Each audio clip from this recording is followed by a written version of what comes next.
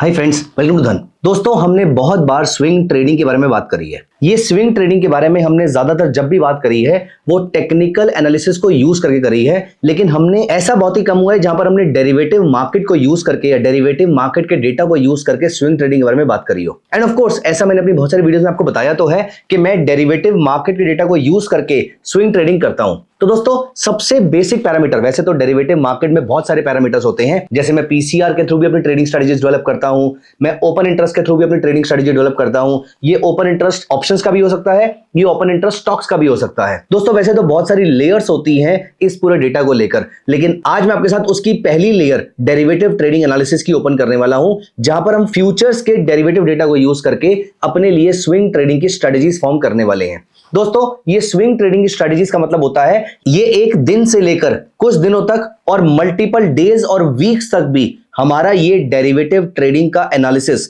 हो सकता है।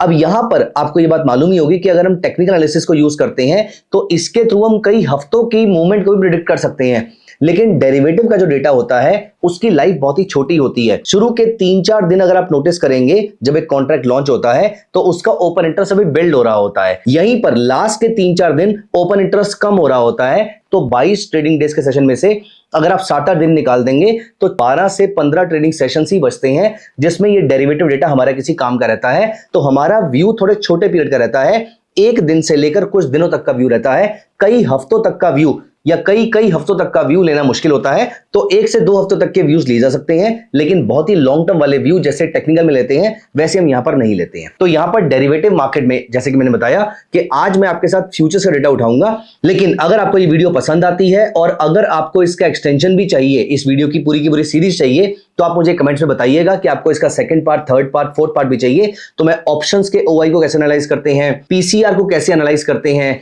विक्स के थ्रू मार्केट की मूवमेंट को प्रेडिक्ट कैसे करते हैं, ये सारी चीजें भी मैं आपके साथ डिस्कस कर सकता हूं जितनी मैंने पढ़ी है और जितनी मैंने प्रैक्टिस करी है। मैं डेरिवेटिव के डेटा को पिछले अप्रोक्सीमेटली 15-16 साल से एनालाइज कर रहा हूं, तो मैंने जितनी भी चीजें नोटिस करी हैं, जितनी भी चीजें स्टडी करी हैं, ये सारी की सारी चीजें मैं आपके साथ शेयर कर सकता हूं अगर आप मुझे कमेंट्स में बताएंगे तो चलिए दोस्तों, अभी हम यहां पर चलते हैं, पहले बेसिक एनालिसिस करते हैं स्विंग ट्रेडिंग को कैसे परसू किया जाए डेरिवेटिव डेटा को यूज करके। इसके लिए दोस्तों हम चलेंगे धन के ओटी वेब पे, और धन के ओटी वेब पे जाने के लिए आप धन चार्ट्स के रास्ते से जा सकते हैं, जहां पर आपको लॉगिन भी करने की जरूरत नहीं पड़ेगी। तो यहां पर मैं गया धन चार्ट्स पे, मैं यहां पर टॉप लेफ्ट वाले सेक्शन में गया और मैं यहां से ओपन कर रहा हूं ऑप्शन ट्रेडर को। यहां पर मैंने क्लिक किया, अब आपको लॉगिन नहीं करना पड़ेगा, आप डायरेक्टली यहां पर लॉगिन हो जाते हैं। तो यहां पर मैं चला गया वॉच लिस्ट में और यहां पर मुझे दिख रहा है एचडीएफसी बैंक की फ्यूचर समरी, यहां पर मैंने क्लिक कर दिया। आप किसी भी फ्यूचर की समरी को यहां पर ओपन कर सकते हैं। तो यहां पर सबसे पहले हम समझते हैं कि बेसिक टर्म्स क्या है। देखिए यहां पर आप नोटिस कीजिए, आज एचडीएफसी बैंक के शेयर प्राइसेस ऊपर हैं, ऑल्दो बहुत ज्यादा ऊपर नहीं है लेकिन ऊपर है,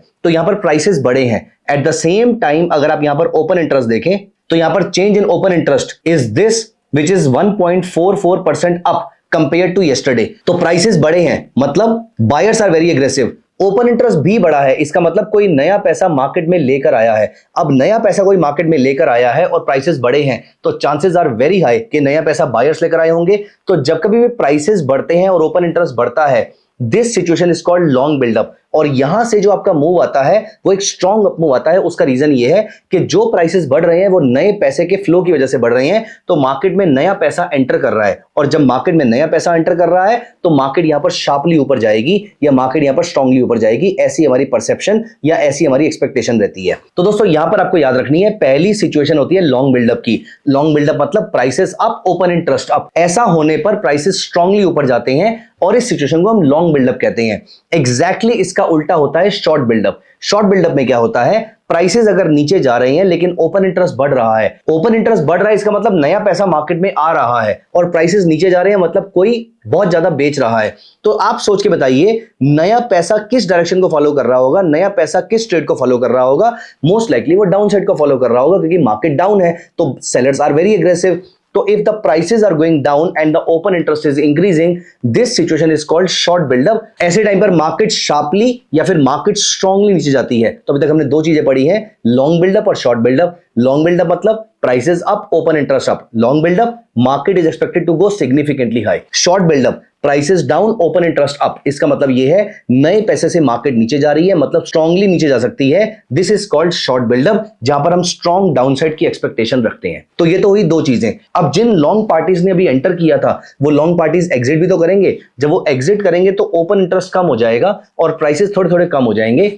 This is called long unwinding. So when open interest decreases and the prices also decrease, this is called long unwinding. Long unwinding के टाइम पर मोस्टली मूवमेंट जो है वो छोटी रहेगी, स्टीप हो सकती है, शार्प हो सकती है, लेकिन बहुत बड़ा मूव देखने को आपको नहीं मिलता है. बड़ा डाउन ट्रेंड आपको शॉर्ट बिल्डअप में देखने को मिलता है, बड़ा अप ट्रेंड आपको लॉन्ग बिल्डअप में देखने को मिलता है. दोस्तों चौथा और लास्ट केस होता है शॉर्ट कवरिंग का. शॉर्ट कवरिंग में प्राइसेस थोड़े से ऊपर जाते हैं लेकिन ओपन इंटरेस्ट कम हो जाता है. ओपन इंटरेस्ट कम होने का मतलब ये होता है कि लोग अपनी पोजीशन से एग्जिट कर रहे हैं और प्राइसेस इंक्रीज हो रहे हैं, मतलब शॉर्ट पोजीशन अपनी मार्केट से एग्जिट करता जा रहा है. This is called short covering.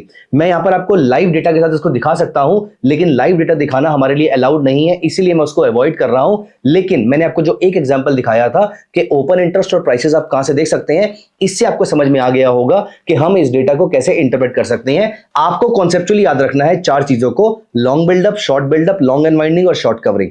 Long buildup में स्ट्रॉन्ग अप ट्रेंड एक्सपेक्टेड होता है, शॉर्ट बिल्डअप में स्ट्रॉन्ग डाउन ट्रेंड एक्सपेक्टेड होता है, लॉन्ग अनवाइंडिंग में थोड़ी सी डाउनसाइड एक्सपेक्टेड होती है और शॉर्ट कवरिंग में थोड़ा सा अप ट्रेंड एक्सपेक्टेड होता है. These are four thing that we need to know. अब यहां पर मैं इसको स्विंग ट्रेडिंग के लिए कैसे यूज करता हूं, मैं आपको ये एग्जांपल दिखाना चाहूंगा. अनफॉर्चुनेटली डेरिवेटिव का हिस्टोरिकल डेटा हमारे पास अवेलेबल नहीं होता, तो मैं आपको एक बेस केस उठा के मैं आपको सिर्फ ये बता रहा हूं कि अगर ऐसा होता है तो मैं क्या करता हूं. मेरा पर्पस आपको कोई भी रिकमेंडेशन देने का नहीं है, लेकिन अगर आपको ये ऐसा डेटा देखने को मिलता है जो मैं आपको बताने वाला हूं, तो यहां से आपको हिंट मिल जाएगा कि आने वाले दिनों में कैसा ट्रेड मिल सकता है. तो आइए यहां पर उसी स्टॉक के ऊपर जो हम HDFC बैंक की बात कर रहे थे, उसी में हम यहां पर ऊपर जाते हैं और हम उसका 15 मिनट्स का बिल्डअप देखते हैं. तो यहां पर मैं गया ऑगस्ट फ्यूचर्स पे और यहां पर मैंने क्लिक किया 15 मिनट्स के बिल्डअप पे. जब मैं बिल्डअप पे गया तो मैंने आज यहां पर नोटिस किया कि जब ये सुबह मार्केट खुली थी तो लॉन्ग बिल्डअप हुआ था, फिर यहां पर शॉर्ट बिल्डअप हुआ था, फिर यहां पे लॉन्ग बिल्डअप, फिर यहां पे शॉर्ट बिल्डअप. अब देखिए दोस्तों, जनरली लॉन्ग बिल्डअप के बाद शॉर्ट बिल्डअप और फिर शॉर्ट बिल्डअप के बाद वापस लॉन्ग बिल्डअप, फिर वापस शॉर्ट बिल्डअप, ये जनरली नहीं होता है. एक्चुअली आज के डेटा पे प्रॉब्लम क्या है, आज RBI की पॉलिसी मीट थी और हम बैंकिंग का ही शेयर देख रहे हैं. तो यहां पर मैं आपको दिखा रहा हूं कि मार्केट वॉलेटाइल भी हो सकती है, लेकिन बहुत बार आपको ऐसा देखने को मिलेगा कि यहां पर मल्टीपल पीरियड तक आपको लॉन्ग बिल्डअप देखने को मिलेगा और फिर उसके बाद थोड़ी बहुत लॉन्ग अनवाइंडिंग दिन के एंड में हो जाएगी. बीच में माइन्यूटली कभी कभी शॉर्ट बिल्डअप, शॉर्ट कवरिंग आएगा, लेकिन वो टेम्पररी रहेगा, लेकिन लॉन्ग बिल्डअप बार बार रिपीट होता जा रहा है. तो अगर आपको जितना डेटा यहां पर दिख रहा है उसमें ब्रॉडली मैक्सिमम टाइम अगर आज लॉन्ग बिल्डअप हुआ है, चांसेस आर वेरी हाई कि हर लेवल पर इंस्टीट्यूशन इसको बाय किया होगा. अब दोस्तों मैं यहां पर इसके चार्ट्स पे जाऊंगा और अगर मैं चार्ट्स पे नहीं भी जाऊंगा, मैं यहां पर सिर्फ इसी डेटा को देखकर भी कन्विंस्ड हूं कि यहां पर बाइंग की जा सकती है, लेकिन चार्ट पे जाके आपको कंफर्मेशन मिल जाएगी. अगर आपको वहां पे 15 मिनट्स, 30 मिनट्स आर्ली चार्ट पे अगर 9 पीरियड, 30 पीरियड मूविंग एवरेज के ऊपर और 30 पीरियड, 100 पीरियड मूविंग एवरेज के ऊपर अगर आपको मिलती है, तो यहां पर आपका डेरिवेटिव और टेक्निकल दोनों आपस में मैच कर जाएंगे. बताता हूं मैं आपको कैसे. तो यहां पर मैं चलता हूं धन चार्ट्स पे. तो यहां पर मैंने HDFC बैंक का चार्ट ओपन कर लिया है. अब मैं यहां पर लगा देता हूं 9, 30 और 100 पीरियड का मूविंग एवरेज और मैं यहां पर 15 या 30 मिनट्स के चार्ट पे चला जाऊंगा. आप यहां पर देखिए, अभी तो फिलहाल यहां पर मार्केट में कोई क्लियर ट्रेंड नहीं मिल रहा है, लेकिन जब कभी भी मुझे यहां पर किसी बड़े स्टॉक के अंदर लगातार लॉन्ग बिल्डअप देखने को मिलता है और साथ में 30 मिनट्स, 15 मिनट्स या आर्ली चार्ट पे अगर आपको यहां पर मूविंग एवरेज का बाय सेटअप मिलता है, कोई भी 3 मूविंग एवरेज ले लीजिए और उनमें से सबसे छोटी सबसे ऊपर, इंटरमीडिएट नीचे और सबसे बड़ी सबसे नीचे, अगर आपका ये वाला सेटअप रेडी हो जाता है तो यहां पर हमारा बाय का सिग्नल अगले कुछ दिनों के लिए रेडी हो जाता है. इसका मतलब यह कि आज के दिन में इंस्टीट्यूशन ने बाय किया है और मैं 15 मिनट चार्ट इसलिए देख रहा हूं क्योंकि मैं राइट अवे अभी के अभी उसमें एंट्री करना चाहता हूं. तो लगातार 4 से 5 बार अगर लॉन्ग बिल्डअप हुआ हो और ब्रॉडली पूरे दिन भर के अंदर लॉन्ग बिल्डअप रहा हो, तो यहां पर इसका मतलब यह है कि आज हर लेवल पर कोई ना कोई उसको बाय कर रहा है. अब यहां पर if it is supported by the charts also, वो चाहे आप प्राइस एक्शन की थ्योरी लगा लीजिए, हायर हाई हायर लो, कोई मेजर कैंडलस्टिक पैटर्न बनी हो या मूविंग एवरेज का सेटअप बना हो, कुछ भी आप लगा लीजिए, सिर्फ आपके technical should be supporting the derivative data.